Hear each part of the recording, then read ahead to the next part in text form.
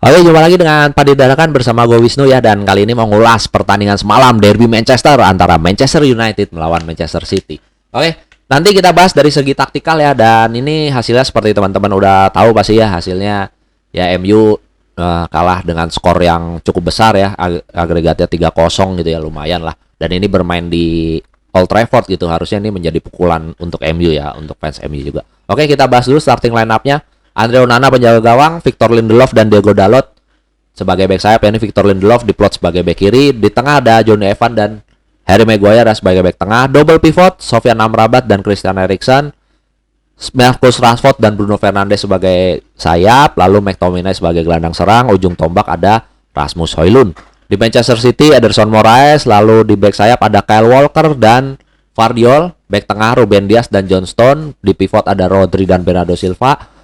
Depannya gelandang serangnya ada Julian Alvarez dan di sayap ada Phil Foden dan Grealish. Di depannya udah jelas Erling Haaland. Ya oke, kita bahas dari segi jalannya pertandingan dulu. Sebenarnya MU ya, babak pertama itu sebenarnya di awal-awal babak pertama, wah gue sempet wih, MU berani nih main pressing tinggi gitu ya sama City gitu. Berani. Jadi kalau harapan gue nih sebagai fans netral itu, harapan gue nih pertandingan bakal seru nih harusnya gitu ya, kalau MU berani keluar, berani pressing gitu ya. Dan sempat City juga ada mungkin grogi ya waktu awal-awal, mungkin belum panas, sempat ada beberapa kesalahan lah dan itu berhasil jadi counter attack, tapi sayangnya nggak bisa berhasil jadi gol bagi MU ya, sayangnya itu. Nah setelah itu sekitar di atas 15 menit gua nggak tahu kenapa MU mulai kendor gitu ya. Apa mungkin instruksi Ten Hag di 15 menit pertama dia memang pressing, mungkin di 15 menit keduanya mungkin dia main agak menunggu sampai akhir babak, tapi gue lihat sih dia menunggu ya, jadi agak pressingnya juga udah nggak sekencang waktu dia 15 menit pertama gitu pressingnya. Dan defensive line-nya juga cenderung deep gitu ya, cenderung dalam, dan ini dimanfaatkan jelas oleh Manchester City ya, dimanfaatkan jelas. Justru dengan adanya begini menurut gue sih blunder ya, tapi ya itu pilihan pelatih ya. Ten Hag mungkin lebih berhati-hati, berharap tidak kebobolan gitu ya, berharap dia main aman dulu di babak 1 gitu. Mungkin nanti di babak 2 baru dia akan ganti strategi. Kemungkinan seperti itu Ten Hag. Tapi yang tadi gue bilang, ini menurut gue bisa jadi malah dimanfaatkan sama City ya. Dan dengan adanya dia deep, gelandangnya juga nggak terlalu pressing, jadi ini nyaman banget dengan John Stone maju ke depan sebagai biasa dia ya, sebagai jadi di tengah City pada saat menyerang itu jadi membentuk box shape ya, seperti itu. Bernardo agak maju, Johnston jadi nutup posisinya Bernardo, jadi bikin pola box ya, 3-box-3-nya Manchester City gitu. Dan itu diperparah lagi dengan saat dia main defensive line deep-nya. Gvardiol sering juga kita lihat yang tadinya dia diplot sebagai 3 back center ya, center back sebagai center back kiri pada saat Manchester City nyerang, ini juga membantu menyerang. Ini yang bikin MU tambah kesulitan gitu, overloadnya kesulitan. Dan sedangkan harusnya dengan Gvardiol maju, harusnya kalau Bruno Fernandes, maksudnya ini lini tengah MU bisa ngimbangin gitu, harusnya Bruno Fernandes akan banyak dapat tempat kosong, harusnya dia bisa mencari tempat kosong. Tapi dalam pertandingan ini Bruno Fernandes lebih cenderung ke belakang ya, karena di overload sama City gitu ya. Bruno Fernandes lebih cenderung ngebantu pertahanan seperti itu ya. Jadi serangan baliknya justru ya mati sendiri gara-gara ya nggak ada pemain yang bisa nge-exploit di sisi kiri pertahanan Manchester City ini gitu ya. Ya udah, jadi ya Gvardiol sih fine aja, jadi ya maju aja ya, seperti itu. Ini ya parah sih, maksudnya ternyata sampai di akhir pertandingan pun ya gelandang MU tuh memang nggak bisa ngimbangin gelandang City. Selain di overload juga mereka begitu dapat bola pun juga passingnya salah, sering kurang pengertian. Ini nggak tahu nih MU kenapa bermainnya seperti itu ya. Jadi ada yang temennya yang mau main cepat, ada yang malah ngedelay gitu ya. Ya serba ya, dari backnya juga berkontribusi. Ini kayak tim yang baru kemarin sore gitu ya, kalau gue lihat ya, baru kemarin sore main bareng gitu. Jadi kacau banget. Nggak, instruksi dari pelatihnya apa, mungkin yang di deliver di lapangan apa ya, itu nggak tahu juga ya. Bingung juga gue ngelihat pemain MU, kayak istilahnya ya itu tadi, main kayak tanpa taktik gitu loh. Taktiknya suruh apa, mainnya apa nih nggak jelas. Instruksi Ten Hag apa juga jadi nggak jelas, karena yang terlihat di lapangan itu yang satu mau mainnya begini, yang satu mainnya begitu. Jadi nggak jelas banget MU. Bertahannya juga sama, koordinasi koordinasi pressingnya juga berantakan, koordinasi nyerangnya juga berantakan. Dan ini beruntung ya. Kalau menurut gue MU dengan cuman kebobolan 3, menurut gue ini beruntung sih. Dengan pertandingan semalam ya. Bukan berarti beruntung dalam hal ini kok kalah kalau dibilang beruntung, enggak. Tapi kebobolannya harusnya bisa lebih banyak ini MU. Dan ini ya sebenarnya kalau boleh dibilang ya, MU itu diselamatkan sama Andre Onana gitu pertandingan semalam ya. Golnya cuma 3 itu ada kontribusi Andre Onana ya yang berapa kali nepis berapa peluang dari Manchester City gitu. Terlihat juga dari statistik ya. Kita lihat statistiknya. Di sini ball position juga udah jelas. Kalah telak MU, lini tengahnya amburadul banget, nggak bisa benar-benar nggak bisa ngimbangin City. Segitu babak kedua, City itu udah mulai kendor.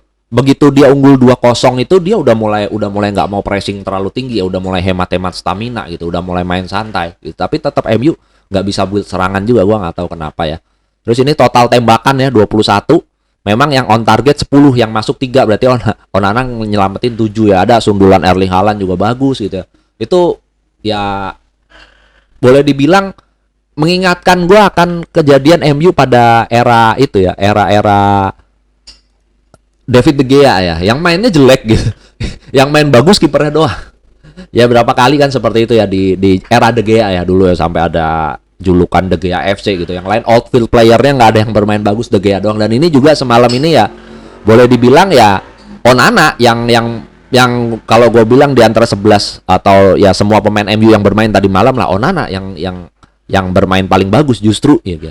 Dan itu ya anomali lah, kalau kiper yang bermain paling bagus ya berarti tim lu berarti udah kacau banget gitu ya. Onana sampai kelihatan terus itu berarti tim lu kacau banget, udah bener-bener nggak bisa ngimbangin banget. Ya memang wajar lah ngelawan Manchester City, siapapun tim manapun gitu, pasti memang ball position sih pasti kalah gitu, ball position pasti kalah dan pasti akan counter ya, atau mengandalkan counter atau nunggu bola mengandalkan counter. Tapi ya kemarin gue nggak ngelihat counter MU itu membahayakan gawang City sih ya, beberapa kali ada lah, dan itu juga justru bolanya bola direct ya, bola yang dari tengah langsung dikirim ke kotak penalti yang sempet si McTominay sekali, Marcus Rashford sekali, Rasmus Højlund ya lumayan lah dari counter dari bawah banget kalau Rasmus Højlund ya seperti itu. Jadi bola direct dan itu sayang sekali ya, memang nggak berbahaya ya, berbahaya sih, cuman sayang sekali memang nggak bisa jadi gol ya.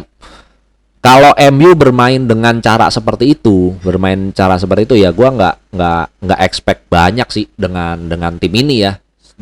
Dengan pertandingan semalam ya oke lah.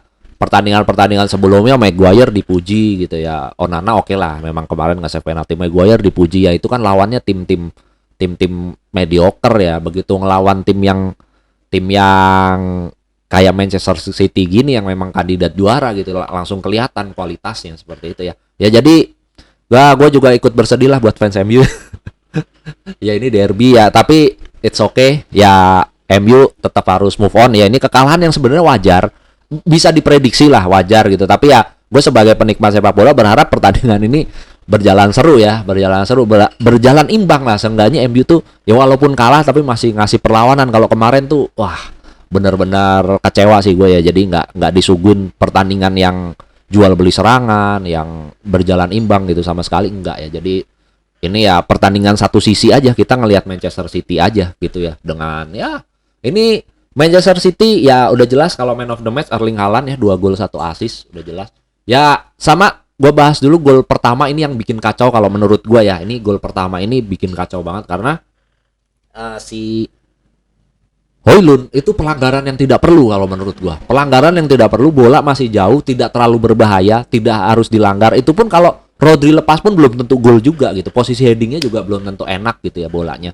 Itu aduh konyol banget sih. Mungkin itu yang bikin awal dari petaka itu ya, awal dari strateginya jadi berantakan karena dia kebobolan dulu. Kalau menurut gua yang ngelihat dari luar gitu ya. Menurut gua MU Erik ten Hag memang sengaja di 15 menit pertama kalau gue lihat dia memang pressing, abis itu berikutnya sampai babak 1 dia memang sengaja menahan ya, bertahan untuk supaya nggak kebobolan sama City. Lalu babak kedua dia akan mencari peluang lagi dengan counter sambil menyusun ulang strateginya, cari kelemahan Manchester City gitu di mana gitu. Tapi ya gara-gara gol ini jadi mungkin ya berantakan semua gitu. Ya udah paling gitu aja ya. Semoga MU, buat fans MU nanti bisa bounce back ya.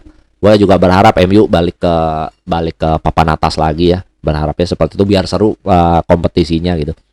Akhirnya it's okay. Pertandingannya memang berjalan satu sisi lah, one sided match kalau boleh dibilang ya.